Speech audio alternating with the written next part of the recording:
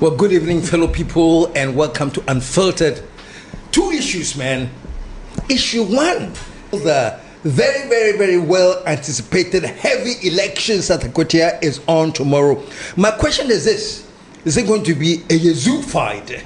When the NDC wins, it means Akwatia has been a Yazoo fight, or is it going to be Osno fight? If the MPP should get their seat back, it's Osno fight. And this is the question among many others that I'll be asking my guests. I have the great Ivan in the house. Ivan, welcome to the show. Thank you. The question straight to you: is it going to be a Yazoo fight or Osno fight? On your own analysis. Yes, in between, I think there are a lot of factors to consider. Yes, but it's going to be an interesting elections. That I know. I want you to make a prediction, or you want to stay away from that? Oh yeah, I think I will bet on the NDC to win because of incumbency advantage. Yes, I will bet on the NDC to win. So you think it will be a Yazoo fight? Very likely because of incumbency. Yes, because everybody might want to associate with the winning team because President NDC controls the executive and development and other related activities. Everybody might want to present a candidate who can easily go to the presidency and ask for development, and I think that is going to be a speaking great about factor. Development, and I'll let you continue. Speaking about development, the MPP had 8 years. Assuming that the 8 years that they had been some massive, impressive, remarkable developments, which they could cite. In our last 8 years, we did this, we did that, we did this. You know.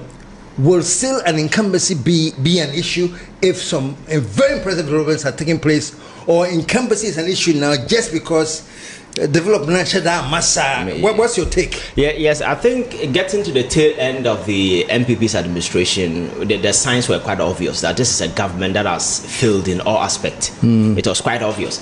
And to give a picture-skewed description to this assertion, you look at the electoral outcome.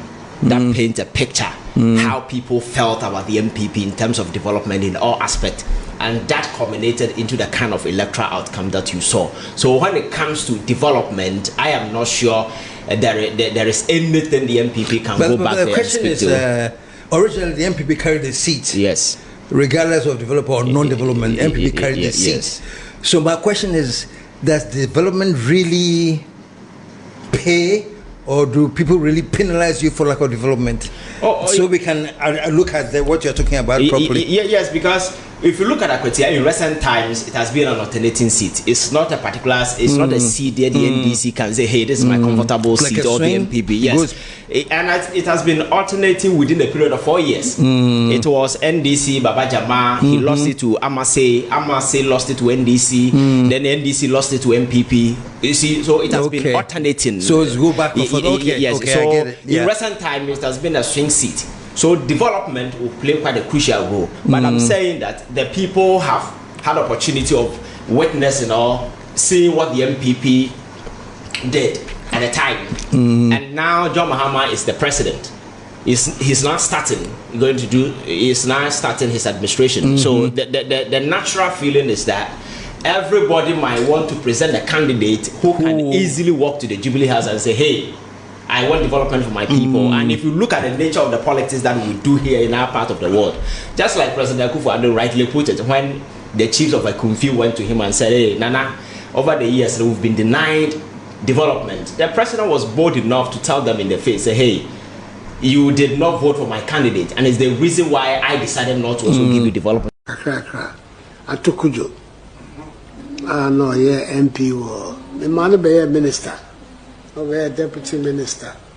They need to say when you say a Namson, so also be say BB, Amamo, a Kufi.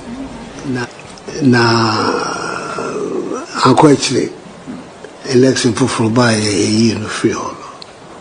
The new account be the Kakramiti Akasemi, Miss Me, Menika Crass of free hall.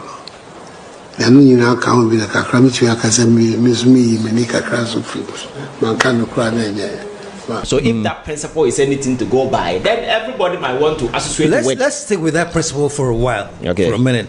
Should that be the principle, though? I know politics is very competitive. Yes. But should the principle be what You said another. No, not at all. Not at all. You see, you cannot have a president who will be voted for by everybody in the country or by every constituency. But when it comes to development, you are using national resources. That is not a private asset or a private money. You understand? It is the taxes of the aggregation of individual taxes, citizens. So it doesn't matter who voted for you or who did it. You have a responsibility to ensure that you spread development evenly across board. So every citizen living in the country at any point in time will become a beneficiary of the resources of the country, because the mere fact that the NDC is in power doesn't mean that the resources belong to NDC. The mere that Akufo-Addo was in power didn't mean that the resources belong to Akufo-Addo. You have been given the privilege of playing president at a time. Your job is to ensure that you give even development across the country. So I think it was quite unfortunate that he made that particular statement, and you saw the bastardization that came with it when he made those unpopular comments. So I don't believe in that principle that you need to have a representation from a particular constituency before you turn an eye to go and develop. You understand? But in recent times, our politics has been dependent on that. Has gotten dirty. Everybody want to cash. So it has always been about cashing the short-term partisan dividend out of whatever initiative. So I am looking at the constituency, and I'm also looking at the party dividend that I can cash in terms of numerical vote that I can get from a particular place. You understand? So I think that has been one of the major reasons we are stuck. Tell us about JDM, because I know that Ashanti region is definitely not an NDC stronghold. Yes. But lots of developments went there, the markets and everything. Yes. And even people, in terms of what you are saying, have criticized him on that account. Say, all these markets you put in Kumasi, blah, blah, blah. You could have done something like that in the Volta region. You forgot them, and they're your stronghold. Yes. Comment on that. Did he do the right thing? I think John Mahama can be given credit in this regard, because look at Ashanti region over the years. We all know it's a MPP's Florida. It's a no-go area for the NDC. But if you go to Ashanti region today and you look at the massive developmental projects in the region, all of it were brought forth by the NDC. One has to do with this KJTR market, the phase 1 phase. The MPP has been well in power for 8 good years. The phase 2, I don't know what has become of that particular phase 2. One of the largest hospital was sent to, how do you call it, this military hospital, John Mahama started that particular project, multi-million-dollar project. He couldn't finish. The Akufo-Addo government was in power for 8 good years. That particular infrastructure was left to rot. You understand? So Mahama can be given credit when it comes to some of these, because if you go to Ashanti region, there are a number of projects, market, hospitals that he did, without taking into account that, hey, these people don't vote for me. But yet he believed that development is for the people of this country, and you cannot just exclude people out of the developmental plan because they didn't vote for you. I think that is some kind of an infantile political understanding for anybody to be doing that. Very kick. Such minds, and I don't know where they belong to, maybe in the 12th century, because in recent times that shouldn't be the case. So John Mahama can be given credit, and as soon as he took over, he has gone back to Ashanti region to continue some of the projects which were abandoned. For me, I think that is a plus, and for him, we can excuse him in this particular regard, because there are several places you can say, even in the Volta region, if you look at the development in the Volta region as compared to what he did in the Ashanti region. Obviously, could that be, fortunately or unfortunately, the MPP card say don't count on Incumbency as the party that will develop the place, because everybody is entitled to development, so you can continue voting for the MPP and our candidate, because ideally when you're doing politics, when you're president, you have this free mindset of bringing development to the people.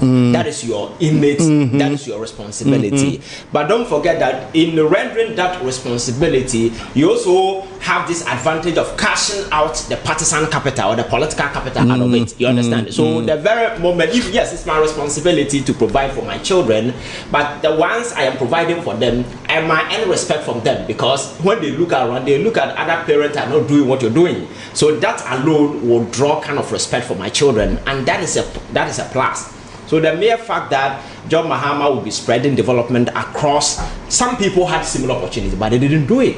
So why is he doing it? It means that he cares about us. So we need to also pay him back in that particular regard. So I think that has always been some of the undertone motivation which eventually come into this incumbency advantage that I mentioned, and it's everywhere. Okay. Yeah. As it is now, in terms of numerical strength, this election doesn't really do anything to add value to the NDC strength in Parliament. Yes. You know, it doesn't do anything.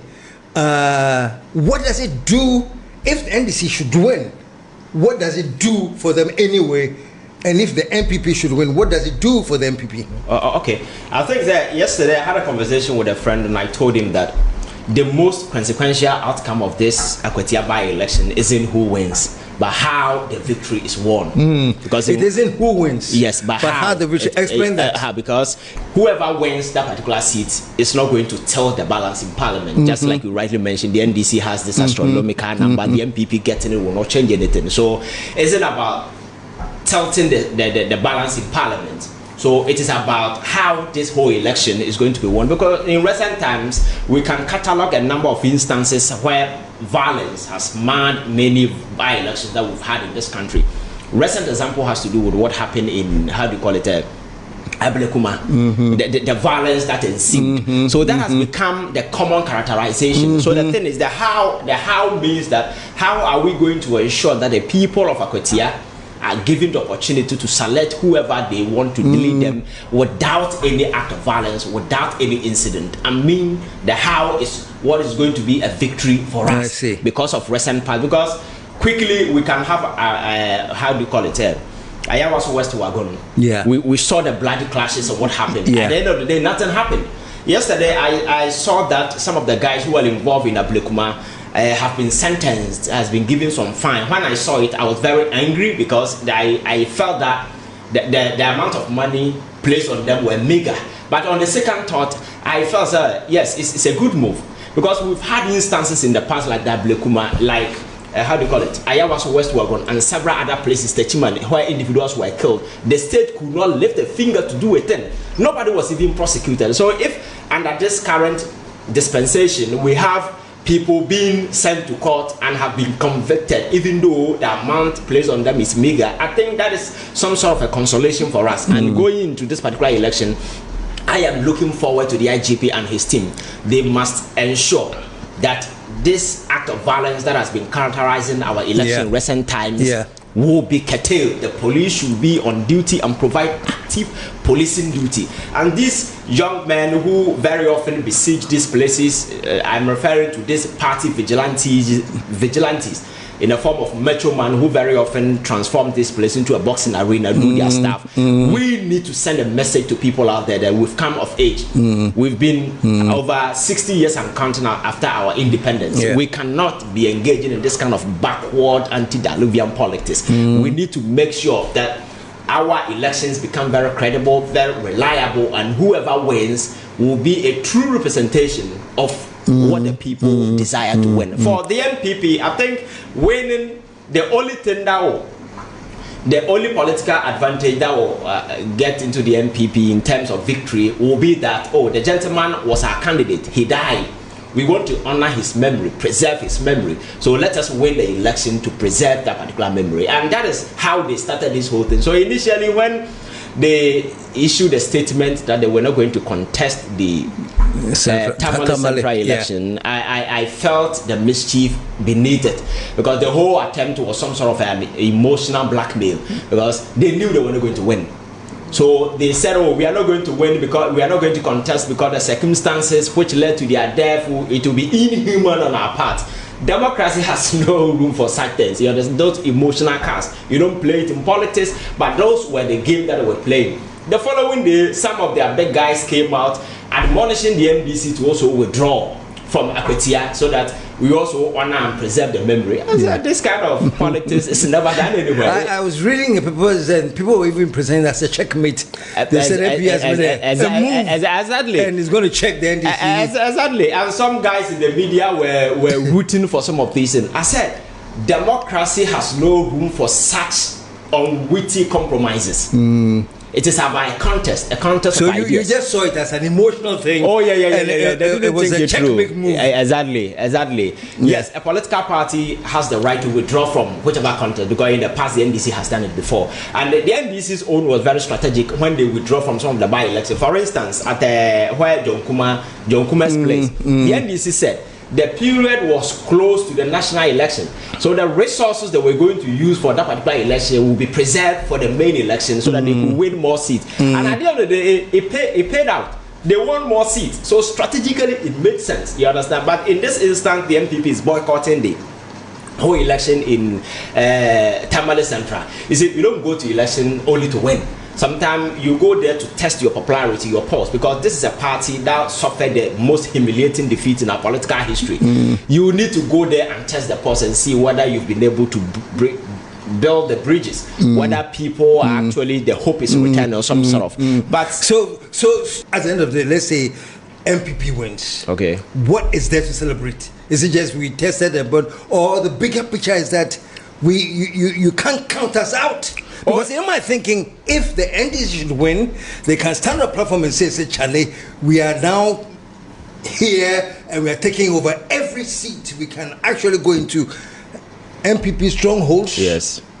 Or seats that were previously occupied by MPP and take them. Yes. I think that I'm thinking that would be the NDC message. Charlie, we are back strong. Yes. What is the MPP message? If they win? Yeah, the MPP win, and it will come with several advantages. One, this is a political party that just suffered a humiliating defeat, and if you look at how the party has been in opposition in recent time, it's not something that anybody will be proud of. So winning this particular seat will give them some sort of a psychological boost.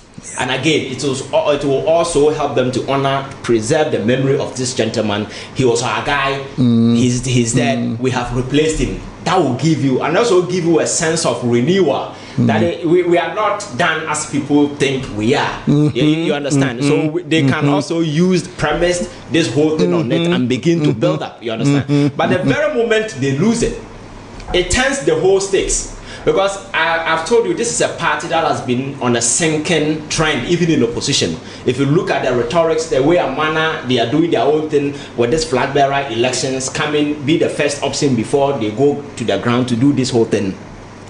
There has been a lot of talk in town.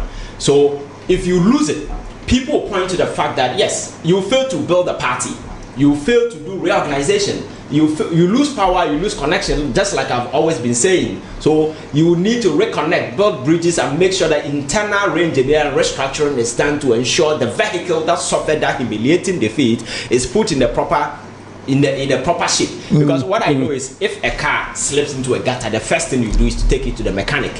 You don't take it to the station to go and carry passengers. Nobody seeing the state of that particular vehicle. Nobody. But that is exactly what the MPP has decided to do. They just remove the vehicle from the gutters straight away to the station, and they are asking people to come on board. Nobody. You will be wasting your time at the station. You understand? So if they are unable to win, all these conversations will be activated. You understand?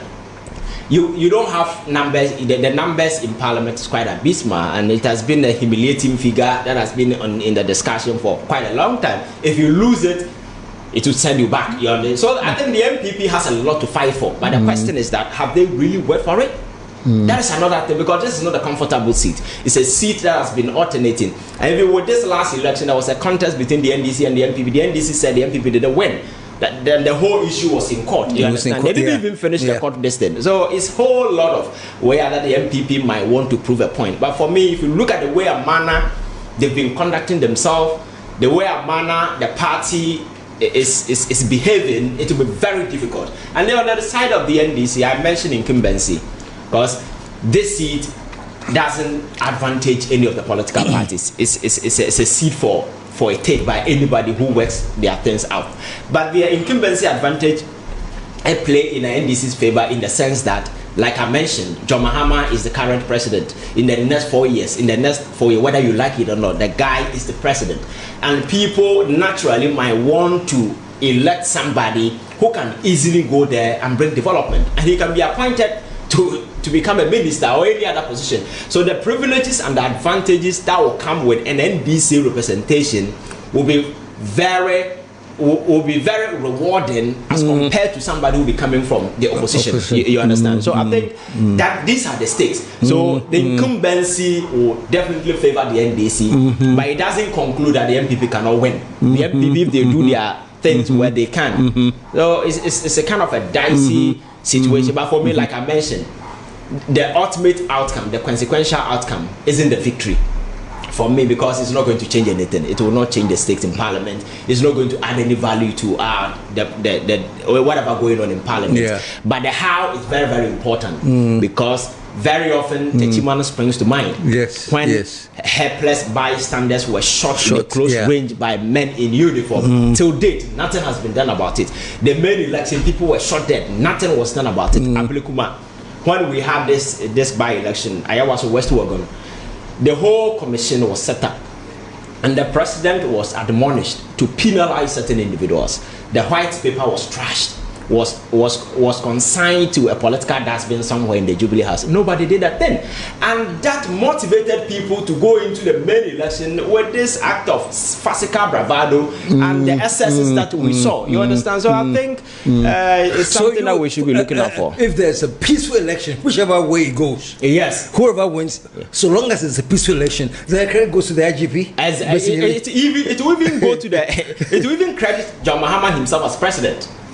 Because in the previous administration, the bastardization and everything that happened, Akufo-Addo was at the center because he was the president and was supposed to ensure that the state provided a peaceful election. That was never done. In an event things got into the excesses, the state was supposed to move in and penalize people to serve as deterrent, to deter further engagement. But he didn't do any of these things. So I mentioned, under this present administration, yes, the amount of money placed on these guys are bigger. They are not, but something has been done. But something has been done that sent a certain message that the state is not going to compromise on some of these things. You understand? So for me, I think if we are able to secure a peaceful election, it will go to the president's credit, then to the IGP and his team, because I don't remember the last time we had a peaceful by-election in this country. I don't remember. I don't either. It has always been violence, bloody, showmanship, that kind of stuff by Metro Man and stuff. So this is a perfect opportunity, especially when the stakes are not high. Because the stakes in this election are not high. It's just for the optics and the politics of it, or maybe for the bragging right. NDC might want to prove a point that yes, we are developing. The city has appreciated. The economy is on good footing, and this is a vindication that indeed we are doing something. The reason why the people voted for us. The MPP on the other side might want to flip the narrative and say, hey, NDC lost it because they are not performing. You understand? So it's a whole lot. So I am looking at the peaceful election as victory.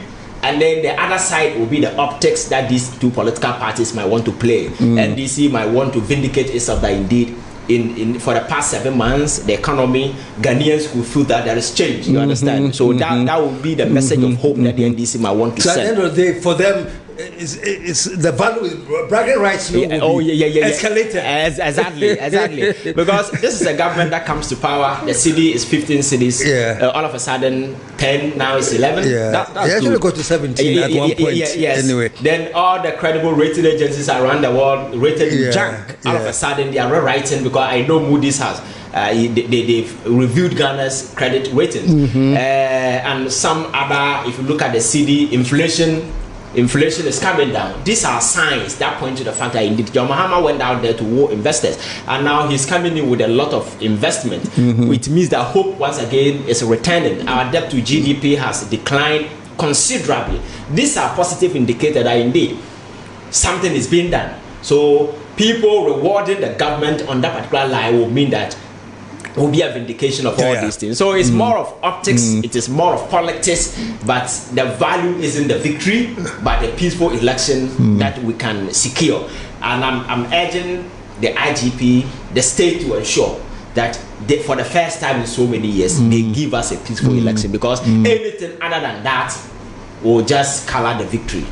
So says Ivan, he says the value is not in the victory of whoever wins, but the process, the procedure, and how peaceful it is, that is where the value will make the difference.